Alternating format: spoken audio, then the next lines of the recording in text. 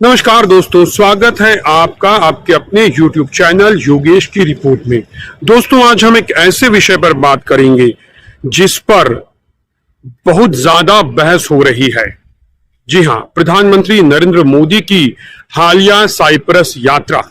आपने शायद सुना होगा कि कुछ लोगों ने इस यात्रा पर सवाल उठाए हैं, इसे बेवजह की यात्रा बताया है, तो कुछ इसे टूरिज्म कह रहे हैं।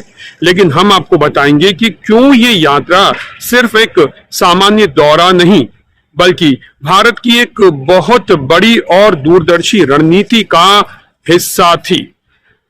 साइप्रस की जो ये यात्रा थी, जिस पर इतना विवाद है और कुछ पत्रकार और कुछ बुद्धिजीवी इस पर सवाल उठा रहे हैं, सोशल मीडिया पर बवाल मचा हुआ है।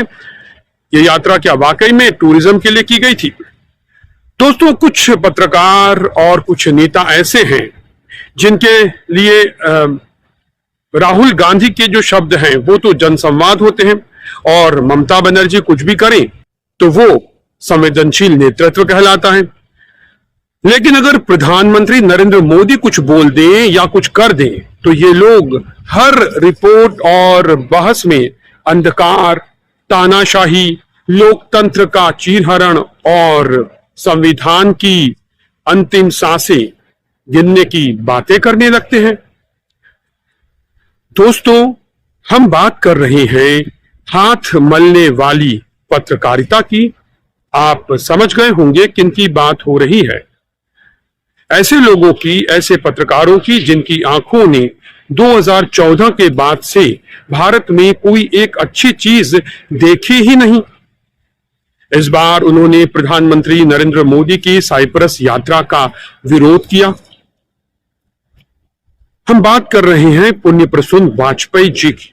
उन्होंने तो साइप्रस आगमन का एक वीडियो शेयर करते हुए लिखा कि गुड मॉर्निंग, अब साइप्रस से मिलते हैं। आबादी दिल्ली के एक मोहल्ले के बराबर, कुल क्षेत्र अहमदाबाद के बराबर, ये लिखा है पुण्य प्रसून वाजपेयी ने।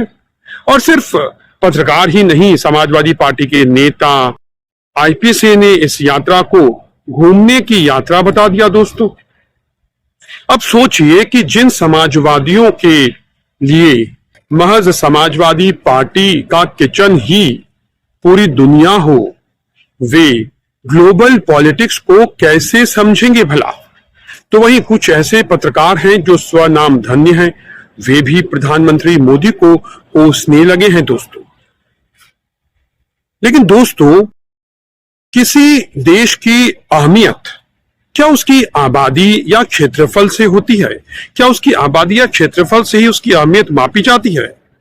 क्या यही उसका मापदंड है कि जितनी बड़ी आबादी होगी, जितना बड़ा क्षेत्रफल होगा, वो उतना शक्तिशाली देश होगा, उतना महत्वपूर्ण होगा? साइप्रस का जो नक्शा है, अगर हम उसको देखें तो साइप्रस का नक्शा भूमध्य सागर, यूरोप, एशिया, अफ्रीका के नजदीकी हिस्से जो हैं वो हमें दिखाई देते हैं इसके नक्शे पर, इसके आसपास। साइप्रस भले ही नक्शे पर बहुत छोटा लगता है, लेकिन जियोपॉलिटिक्स यानी कि भू राजनीति के पत्तों की ये क्वीन है। दोस्तों, यह देश भूमध्य सागर में स्थित है और 3 महाद्वीपों यूरोप, एशिया और अफ्रीका के संगम पर है। यानी ऐसे महत्वपूर्ण देश का साइज नहीं, बल्कि उसकी भौगोलिक स्थिति देखने की जरूरत है। दोस्तों, लेकिन ये बात ये स्वनामधन्य पत्रकार और तथाकथित नेता क्यों नहीं समझ पाते? तुर्की और साइप्रस, उसकी भी बात करेंगे इस वीडियो में। और प्रधानमंत्री नरेंद्र मोदी फिर क्यों पहुंचे साइप्रस, ये भी बात कर लेते हैं। सबसे जरूरी फैक्टर जो है दोस्तों यहां पर, वो है तुर्की। जी हां, अब अगर तुर्की को गौर से देखें तो तुर्की साइप्रस के सबसे नजदीक है। और आसान भाषा में समझिए तो साइप्रस के 2 हिस्से हैं। उत्तरी हिस्से पर तुर्की ने कब्जा कर लिया है और साल 1983 में उसे एक अलग देश नॉर्दर्न साइप्रस टर्किश रिपब्लिक घोषित कर दिया। जी, नॉर्दर्न साइप्रस टर्किश रिपब्लिक। तुर्की को छोड़कर दुनिया का कोई भी देश इसे मान्यता नहीं देता है। तो वहीं दूसरा हिस्सा जो है वो साइप्रस का है, जिसे पूरी दुनिया ने मान्यता दी है। दोस्तों, लेकिन तुर्की इस पर भी कब्जा करना चाहता है। भारत हमेशा से ही साइप्रस की क्षेत्रीय अखंडता का समर्थन करता आया है, तो वहीं तुर्की लगातार पाकिस्तान के समर्थन में भारत विरोधी बयान देता रहता है। दोस्तों, प्रधानमंत्री मोदी की ये जो यात्रा है वो इसी रणनीति का एक हिस्सा मानी जा रही है, जहां पर भारत साइप्रस के जरिए तुर्की को रणनीतिक संदेश भेज रहा है। दोस्तों, अपनी साझेदारी को स्ट्रेटेजिक दिशा देने के लिए हम अगले 5 वर्षों के लिए एक ठोस रोडमैप बनाएंगे। रक्षा और सहयोग को और मजबूती देने के लिए द्विपक्षीय डिफेंस कोऑपरेशन प्रोग्राम के तहत रक्षा उद्योग पर बल दिया जाएगा। साइबर और मैरीटाइम सिक्योरिटी पर अलग से डायलॉग शुरू किया जाएगा। क्रॉस बॉर्डर टेररिज्म के विरुद्ध भारत की लड़ाई में साइप्रस के सतत समर्थन के लिए हम बहुत बहुत आभारी हैं।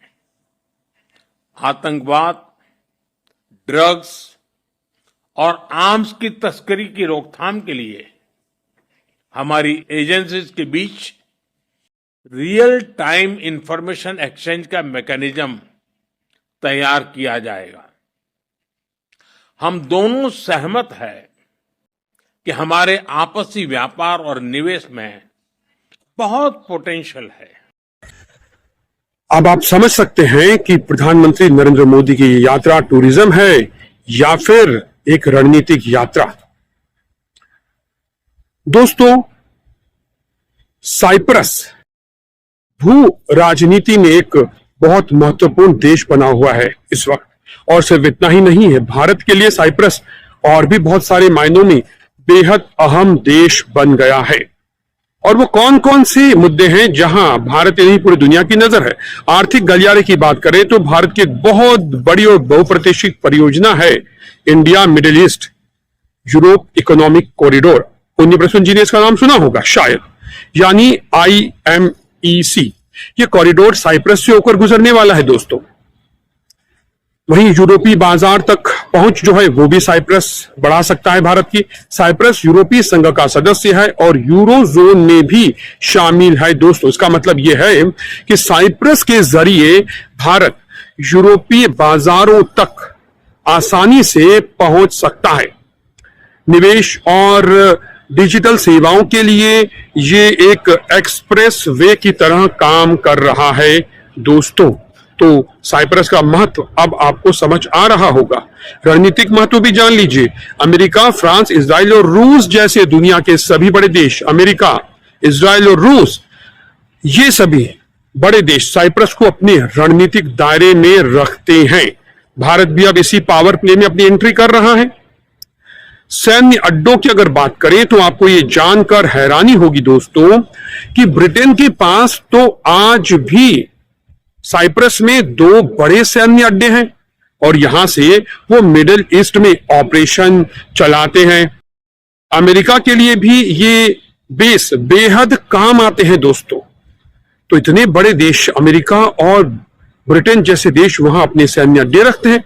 ऊर्जा कूटनीति की अगर बात करें तो इजराइल, साइप्रस और ग्रीस मिलकर एक ऐसी हाईटेक बिजली की केबल बना रहे हैं जो मिडिल ईस्ट को यूरोप से जोड़ेगी और भारत इसके क्लाइमेट और एनर्जी डिप्लोमेसी पार्टनर के रूप में उभर सकता है। दोस्तों, तो एक और महत्वपूर्ण चीज, जब ईरान और इजराइल जैसे दुश्मन देशों को आपस में गुप्त संदेश पहुंचाने होते हैं तो साइप्रस को चुना जाता है। सोचिए, ये एक छोटा सा देश आखिर कितना भरोसेमंद है और भारत अब इसी ट्रस्ट नेटवर्क में शामिल हो रहा है। यानी रणनीतिक रूप से यह यात्रा बेहद महत्वपूर्ण है और तुर्की के लिए सीधा संदेश। दोस्तों, अगली बार जब कोई आपसे ये कहे कि प्रधानमंत्री नरेंद्र मोदी की साइप्रस जैसे छोटे देश की यात्रा टूरिज्म थी, वो वहां क्यों गए थे और उन्हें नक्शा देखने के लिए वो कहते हैं, तो उन्हें कहिए कि नक्शा बाद में देखिए, पहले इतिहास समझिए, भू राजनीति को पढ़िए। भारत आज ऐसे देशों से रिश्ते मजबूत कर रहा है जो रणनीति की बिसात पर भले ही छोटे लगते हैं, लेकिन ये भू राजनीति के बड़े खिलाड़ी हैं। और यही फर्क होता है एक सामान्य टूरिज्म में, सामान्य घूमने की यात्रा में, और एक दूरदर्शी रणनीतिक यात्रा में। तो दोस्तों, इस वीडियो में फिलहाल इतना ही, लेकिन अगली बार अगर आपको स्वनामधन्य पत्रकार और नेतागण प्रधानमंत्री नरेंद्र मोदी की यात्राओं को टूरिज्म कहते नजर आए तो सोशल मीडिया पर उन्हें जवाब जरूर दीजिए और उन्हें बताइए कि भाई साहब थोड़ा ठहरिए, भू राजनीति को थोड़ा समझिए, उसके बाद आप अपनी बुद्धि, अपनी ज्ञान और अपने विवेक का परिचय दीजिए। तो दोस्तों, इस वीडियो में इतना ही, लेकिन अगर आपको ये वीडियो जानकारी से परिपूर्ण लगा हो, अगर आपको ये वीडियो पसंद आया हो, तो आप हमारे वीडियो को लाइक कर सकते हैं, चैनल को सब्सक्राइब कर सकते हैं, बेल आइकॉन को प्रेस करिएगा ताकि आपको नोटिफिकेशन भी मिलते रहें और ऐसे ही जानकारी से भरे हुए रिसर्च से परिपूर्ण वीडियो हम आपके लिए लेकर आते रहेंगे आपके अपने YouTube चैनल योगेश की रिपोर्ट में। फिलहाल मुझे दीजिए इजाजत, हाजिर होता हूं एक और नए वीडियो विश्लेषण के साथ। तब तक के लिए नमस्कार।